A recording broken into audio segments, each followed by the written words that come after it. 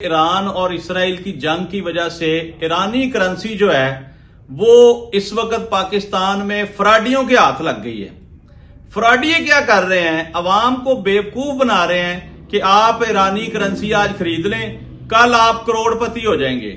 تو پاکستان میں جتنے ویلے لوگ گھروں میں بیٹھے ہیں ان کے پاس پیسے کی فراوانی تو ہے، کیونکہ وہ اسی پیسے سے تھوڑا تھوڑا کھا رہے ہیں اور کام تو کرتے کوئی نہیں۔ تو پھر اس طرح کے لوگ یا جوا کھیلتے ہیں یا اس طرح کی سٹے بازیاں کرتے ہیں کہ وہ کرنسی خرید لیں سستی اور بعد میں بیچیں گے مہنگی۔ اب پاکستانیوں کے ساتھ ایک بہت بڑا سکیم ہو گیا ہے۔ ایرانی کرنسی جنگ سے پہلے جو ہے وہ 1800 2000 کی 1 کروڑ روپیہ تھا۔ اب اس وقت جب جنگ کا ماحول بنا ہوا ہے تو وہی کرنسی کا ریٹ 10,000 روپیہ دے کر آپ کو ملے گا 1 کروڑ روپیہ ایرانی۔ اب عقل کے اندھوں کو یہ نہیں پتا کہ اب ساری دنیا اس کام کے پیچھے لگ گئی ہے۔ پاکستانیوں کا یہ سب سے بڑا مسئلہ ہے، یہ بھیڑ چال پہ بڑا بلیو کرتے ہیں۔ جدھر ایک بھیڑ جاتی ہے ساری بھیڑیں اس کے پیچھے پیچھے جاتی ہیں، چاہے وہ کھائی میں گر جا کے۔ اب انہوں نے کیا ہے؟ انہوں نے 10,000 کے حساب سے کروڑوں روپے کی ایرانی کرنسی خرید لی ہے۔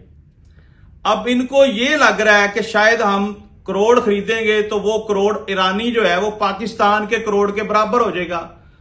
How is possible? ایسا ممکن ہی نہیں ہے کہ جو صدیوں سے اتنی ڈی ویلیو کرنسی ہے، کیا وہ اس جنگ کے بند ہونے کے بعد وہ پاکستان کے لیول پر آ جائے گی؟ سوال ہی پیدا نہیں ہوتا۔ میں آپ کو یہ ذرا بتا دوں کہ پاکستانی جو ہے نا اس وقت 10,000 روپے دے کر 1 کروڑ خرید رہے ہیں ایران کا۔ ان کو یہ نہیں پتا کہ ایران میں ایک انڈا 50 لاکھ روپے کا ہے۔ ذرا اندازہ لگائیں، ان کو پتہ ہی نہیں ہے کہ ایرانی جو کرنسی ہے اس کی کہانی اس وقت تک ہے جب تک جنگ لگی ہوئی ہے۔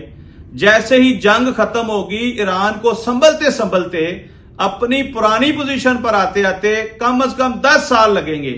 کیا یہ کروڑ 2 کروڑ جو لوگ انویسٹ کر کے بیٹھ گئے ہیں، ان کو لگتا ہے کہ یہ 10 سال ویٹ کر لیں گے کہ کرنسی جو ہے وہ پاکستان کے لیول پر آئے؟ میرا جواب ہے کہ غلط۔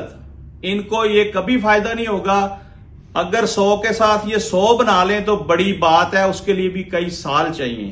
لہذا پاکستانیوں کے ساتھ یہ ایک بہت بڑا سکیم ہو گیا ہے۔ جن لوگوں نے یہ ایرانی کرنسی خریدی ہے ان کو پاکستان کے فراڈیوں نے ماموں بنا دیا۔